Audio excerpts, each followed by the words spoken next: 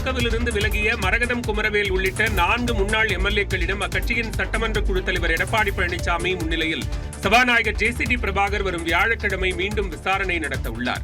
சட்டப்பேரவையில் தாவேக அரசு மீதான நம்பிக்கை வாக்கெடுப்பில் அதிமுக கொறடா உத்தரவை மீறி வேலுமணி தரப்பு எம்எல்ஏக்கள் 25 பேர் தாவேக அரசுக்கு ஆதரவாக வாக்களித்தனர். அவர்களை தகுதி நீக்கம் செய்ய வேண்டும் என எடப்பாடி பழனிசாமி தரப்பில் சபாநாயகர் ஜே.சி.டி. பிரபாகரிடம் மனு அளிக்கப்பட்டது.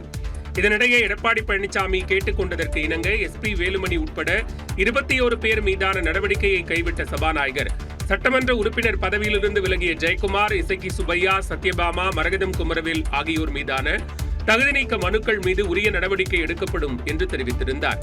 அதன்படி மரகதம் குமரவேல், இசக்கி சுப்பையா உள்ளிட்ட 4 முன்னாள் சட்டமன்ற உறுப்பினர்களிடம் சபாநாயகர் கடந்த 7ஆம் தேதி விசாரணை நடத்தினார்.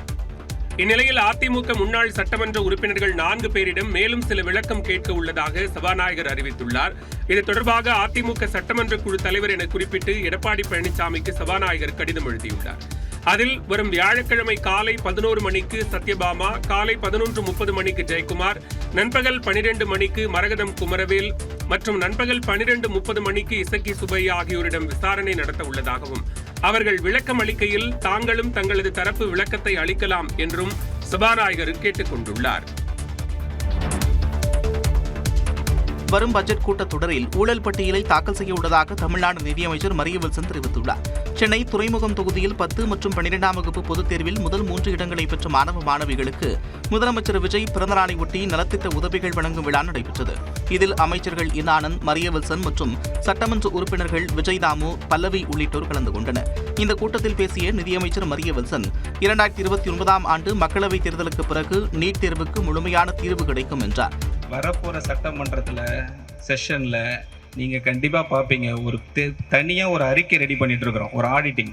அந்த ஆடிட்டிங் ஃபைலை தாக்கல் பண்றோம். அன்னைக்கு இருக்கு உங்களுக்கு அந்த ஊழல் பட்டியல் என்ன நடக்க போகுதுன்னு உங்களுக்கு தெரியும்.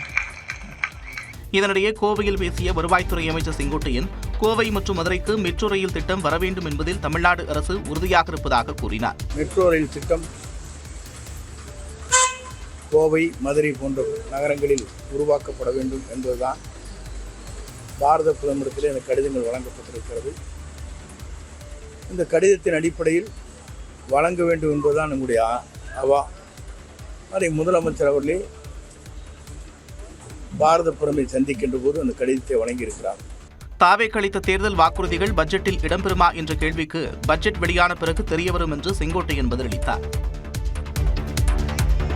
சுட்டெரிக்கும் வெயிலால் குற்றால அருவிகள் களை இழந்து காட்சியளிக்கின்றன. மேற்கு தொடர்ச்சி மலைப்பகுதிகளில் அண்மையில் பெய்த மழை காரணமாக குற்றாலத்தின் அனைத்து அருவிகளிலும் தண்ணீர் ஆர்ப்பரித்தது. இதனால் தமிழ்நாட்டின் பல்வேறு பகுதிகளிலிருந்தும் மக்கள் அங்கு படையெடுத்து ஆனந்த குளியலிட்டனர். ஆனால் சமீப காலமாக அங்கு மழை குறைந்திருப்பதால் அருவிகளில் தண்ணீர் வரத்து சரிந்தது. மெயினருவி, ஐந்தருவி, பழைய குற்றால அருவிகளில் குறைவான நீர்வரத்து இருப்பதால் வார விடுமுறையை கழிக்கச் சென்ற சுற்றுலா பயணிகள் ஏமாற்றமடைந்தனர். வெயிலின் தாக்கமும் அதிகமாக இருப்பதாக அவர்கள் கூறுகின்றனர். எல்லா அருவிக்குமே போயிட்டோம். இந்த அளவு தான் ரொம்ப மக்கள் ரொம்ப ஏமாற்றம் தான் அடைகிறோம். கிளைமேட் வெயில் அதிகமாக தான் இருக்குது. நான் அப்படி ஒன்றும் பெருசாக டிஃப்ரென்ஸ் இல்லை. ஆனால் காற்று நல்லா அடிக்குது, அவ்வளோதான். காரைக்குடியிலேருந்து வரோம், சீசனாக இருக்கும்னு சொல்லிட்டு குற்றாலம் வந்தோம் ஜூலையில்.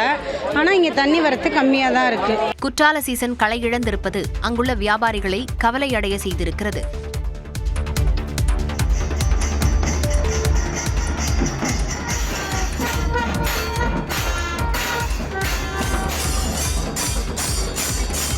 ஆடித்தபசு திருவிழாவையொட்டி சங்கரன் கோயிலில் தேரோட்டம் வெகு விமர்சையாக நடைபெற்ற காட்சிகள்தான் இவை.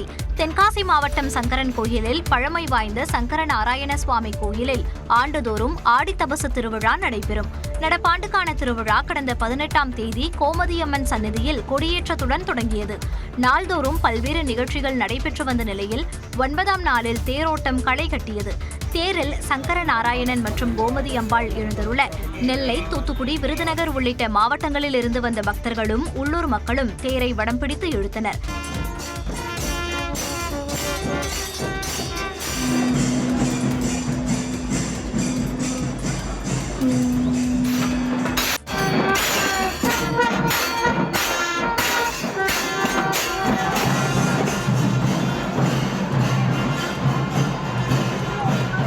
சிகர நிகழ்ச்சியான ஹரியும் சிவனும் உலகுக்கு ஒன்றே என எடுத்துக் கூறும் வகையில் காட்சி கொடுக்கும் திருவிழா வரும் செவ்வாய்க்கிழமை நடைபெறுகிறது.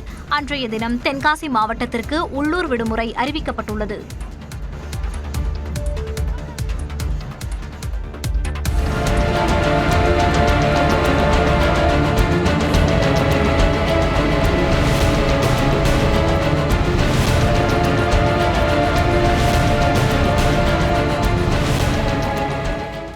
சாலையில் வழுக்கிச் சென்று பேருந்து விபத்துக்குள்ளாகும் இந்த காட்சி கேரளாவில் சிசிடிவியில் பதிவானது. திருச்சூரில் இருந்து கோழிக்கோடு நோக்கி அதிவேகமாக சென்ற தனியார் பேருந்து மலப்புரம் மாவட்டம் குற்றிப்புறம் பகுதியில் கட்டுப்பாட்டை இழந்து சாலையின் நடுவே இருந்த தடுப்பின் மீது மோதியது. மோதிய வேகத்தில் பேருந்து தலைகீழாக கவிழ்ந்து அங்கு நிறுத்தி வைக்கப்பட்டிருந்த ஒரு காரின் மீது விழுந்தது. விபத்தின் தாக்கத்தில் பேருந்தின் நடுப்பகுதி இரண்டாக பிளந்தது. இவ்விபத்தின் சிசிடிவி காட்சிகள் தற்போது வெளியாகியுள்ளன.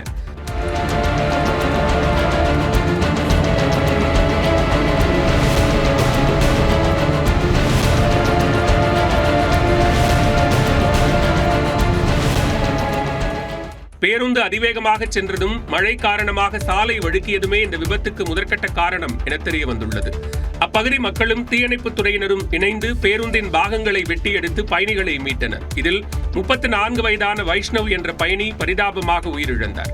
காயமடைந்த 20 பயணிகளில் 4 பேரது நிலை மிகவும் கவலைக்கிடமாக உள்ளதாக மருத்துவமனை வட்டாரங்கள் தெரிவிக்கின்றன.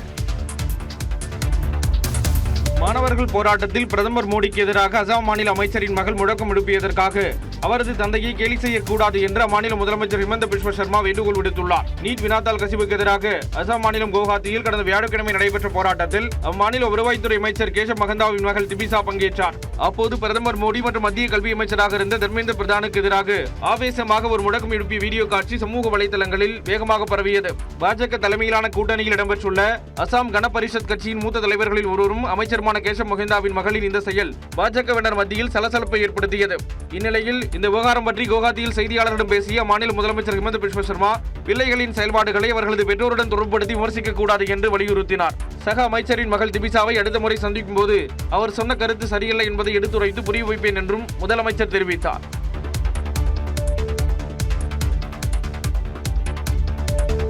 ஜிம்பாப்வேவை ஒயிட் வாஷ் செய்து T20 தொடரை 3-0 என்ற கணக்கில் இந்திய அணி கைப்பற்றியது. அயர்லாந்து இங்கிலாந்து தோல்விகளை தொடர்ந்து ஸ்ரேயஸ் ஐயர் தலைமையிலான இந்திய அணி ஜிம்பாப்வே சென்றது. 3 போட்டிகள் கொண்ட தொடரை ஏற்கனவே கைப்பற்றிவிட்ட நிலையில் நேற்று 3வது T20 நடைபெற்றது. முதலில் விளையாடிய இந்திய அணி வைபவ் சூரியவம்சின் அதிரடியால் 20 ஓவர்களில் 5 விக்கெட் இழப்பிற்கு 192 ரன்கள் சேர்த்தது. சர்வதேச T20 போட்டிகளில் 16 வயதிற்குள் 2 அரை சதம் விளாசிய வீரர் என்ற சாதனை படைத்த சூரியவன்ஷி 49 பந்துகளில் 81 ரன்கள் குவித்தார். தொடர்ந்து விளையாடிய ஜிம்பாப்வே அணி சீரான இடைவெளியில் விக்கெட்டுகளை பறிகொடுத்த நிலையில் 20 ஓவர்களில் 7 விக்கெட் இழப்பிற்கு 157 ரன்கள் மட்டுமே எடுத்து 35 ரன்களில் தோல்வியடைந்தது. அறிமுக போட்டியில் விளையாடிய யாஷ் தாக்கூர் 2 விக்கெட்டுகளை வீழ்த்தினார். இந்த போட்டியில் அரை சதம் விளாசிய வைபவ் சூரியவன்ஷி ஆட்ட நாயகனாகவும் தொடர் நாயகனாகவும் தேர்வு செய்யப்பட்டார்.